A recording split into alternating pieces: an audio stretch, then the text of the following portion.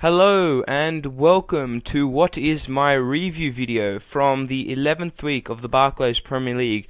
And this week, compared to most of the other weeks, there has been a fair few upsets in the Premier League. So to let me show you and talk you through what happened this week, we'll first take the action to the Midlands at Villa Park, where Aston Villa took host to Cardiff City, and the final score there was Aston Villa 2, Cardiff City 0. Now, the game was very good for Aston Villa and Villa fans, because they did start off the brighter team. They pressed and pressured Cardiff really well, and really, this didn't allow Cardiff to create very much goal-scoring opportunities. In fact, I don't think they had any at all. However, the first half was very fast-paced, kind of end-to-end stuff. Villa did change their shape and formation for this game to accommodate both Kozak and Benteke up front.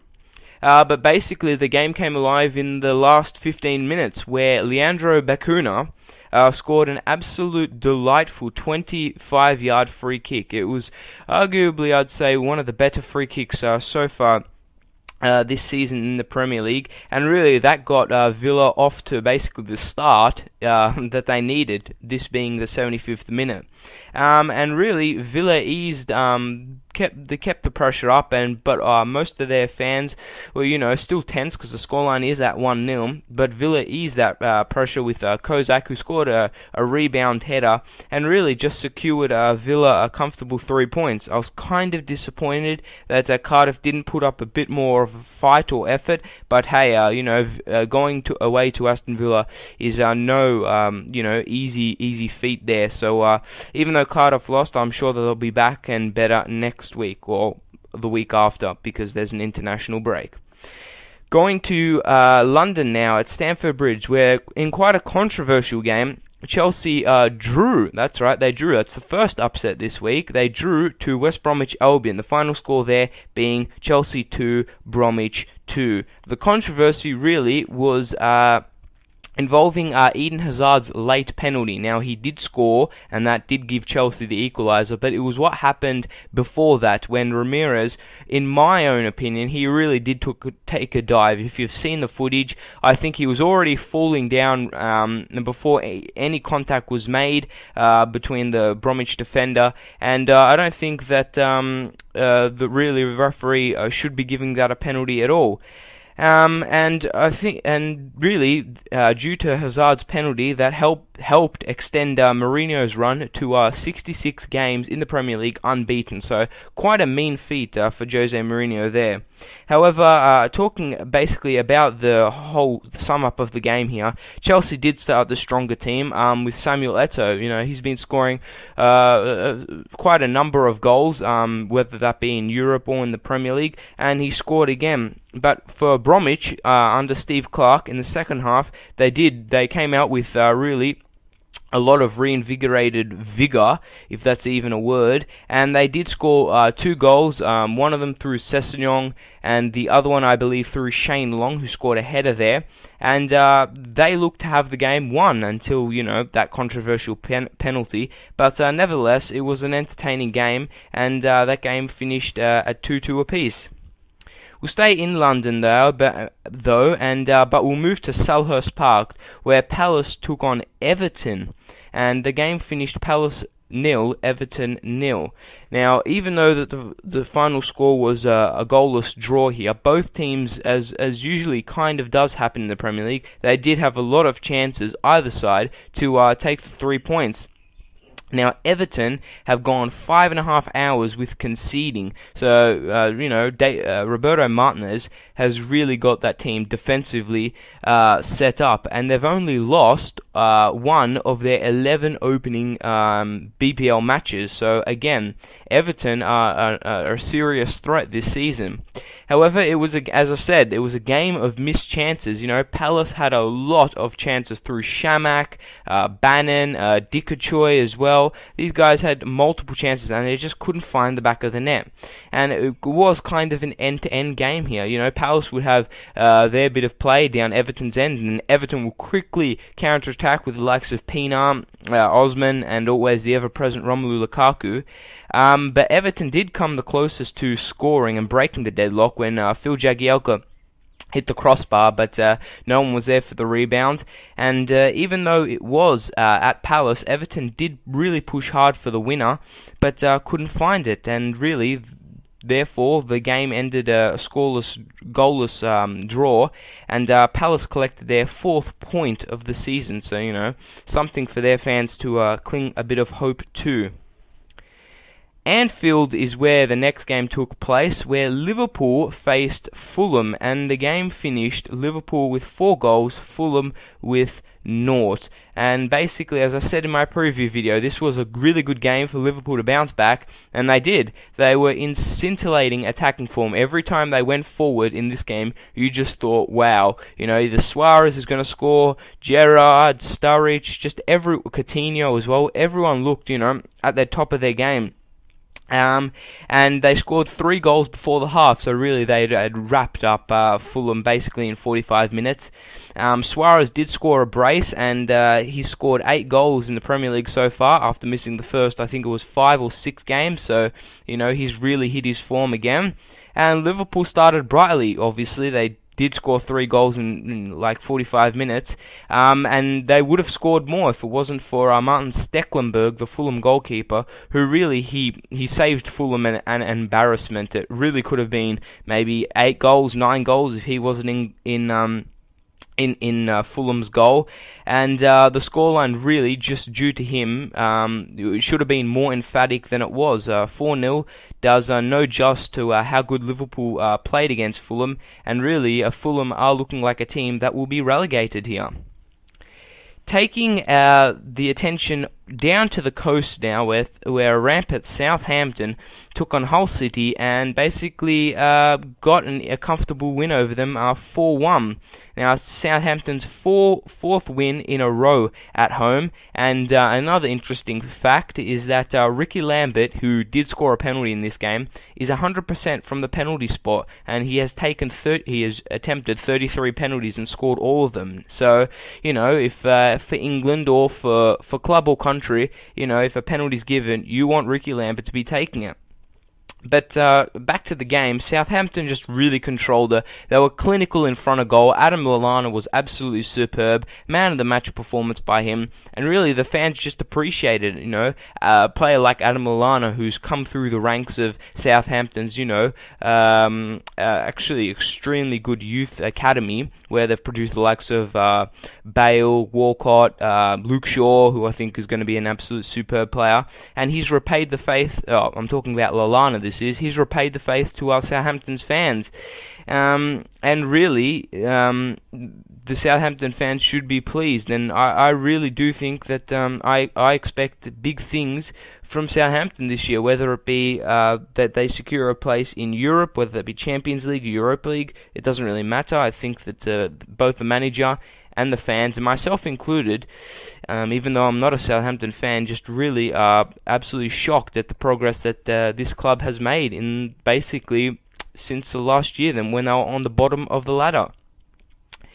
At Carrow Road we go now, where Norwich faced West Ham United, and really this was a critical game for Chris Hughton and his boys. They needed a win, and they got one. That's right, they did win. They beat West Ham 3-1, but it wasn't before, you know, West Ham did take the lead through Morrison, who scored his third Barclays Premier League goal of the season, and really West Ham kind of let Norwich back into the game with a Jaskalainen silly mistake. He just kind of dropped the ball, and when he tried and won it back off Gary Hooper, fouled him in the box, immediate penalty, and gave Hooper his first Premier League goal.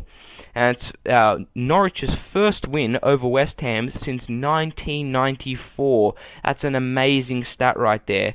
And really, West Ham are without a win in 4 matches, so it's not really looking good for Allardyce and the Hammers at this point. West Ham were kind of a real threat going forward, even though they are playing without a centre forward. And Norwich did look kind of out of ideas, but in me saying that, then there was a bit of play where a Norwich City player was fouled. Up stepped Robert Snodgrass from 20 yards out, and he slotted a perfect free kick home, and Leroy Fer wrapped it up in the 93rd minute and gave Norwich and Chris Hughton a very, very deserving and, quite honest, a comfortable win over West Ham. Back into London now, North London, where Tottenham faced Newcastle, and this is another upset because Newcastle ran out the victors in this game 1-0. Basically, it was all down to one man, Tim Krul, the absolute goal-stopping machine he was. He made diving saves, reflex saves, multiple saves just to keep Tottenham out, and it was an absolute terrific performance by him. And also, another player that had a very good game is Loic Remy. He was the goal scorer, the only goal scorer in this game, but I think that he is actually very key to what Pardew and Newcastle want to do going forward. And the Toon Army was very loud, very boisterous at White Hart Lane, and all they tried to do was hit Tottenham on the counter, and it worked. In the second half, though, AVB and his men came out, and they absolutely continually attacked and barraged Tim Krul's goal and the Newcastle defence. But Newcastle, to their credit, they just stayed structured, and compact. Midfield, defence, and attack. No space in between them, so they couldn't be played through the lines. And Spurs couldn't find an outlet or an answer to Newcastle's resolute defending. And Newcastle were absolutely superb, and a very strong performance by the Toon in this game. We'll go to the Stadium of Light now, where Sunderland took on Manchester City, and another upset here. Sunderland actually beat City 1-0, and I think this could be the biggest upset of this week. City just looked off their game in this one. I'm not sure whether they were jaded due to their Champions League commitments in Russia, but really it was no excuse because Sunderland were absolutely superb, and I think the fans really did appreciate it. They got behind their team. They got behind Gus Poyet, who was going berserk on the touchline. If you haven't seen it, he was absolutely mental. But in saying that, for Sunderland, it was a deserved win, and it really does justice to what Gus Poyet is doing down there. The goal scorer Phil Bardsley, it was his first goal that he scored in this campaign, and he sealed Sunderland's second win of the season. And really, against the team, a high quality caliber team that City is, maybe this can kickstart Sunderland, and hopefully for their fans and their players, they can kick on and try and crawl and scrap their way out of the relegation zone here. The second last game took place at Old Trafford, where all the spotlight was on because it was United take on Arsenal, and the game finished United 1, Arsenal 0. And you guessed it, the goal scorer was in fact Robin van Persie. I mean, who would have thought that? Anyway, but in this game, really just Arsenal looked off. Maybe it's me being a bit of a biased Arsenal fan, but if you support Man U, tell me in the comments below how you thought that they played compared to Arsenal. But I thought Arsenal could have easily won this game if they wanted to. They just looked off their game, and really they hurt themselves by giving away the ball so cheaply and really not attacking and hitting United on the counter-attack. But to United's credit, they did capitalise. They did make their best chance from the set piece where Van Persie scored, and they took the 3 points. Now they're only 5 points behind the league leaders, being Arsenal, and due to everyone saying they're back in the title race. I mean, I don't think they were ever out of it. They just had a bit of a bad run. But I still don't think United will win the title. But I think that Arsenal kind of did themselves the world of injustice, really, by letting this game slip.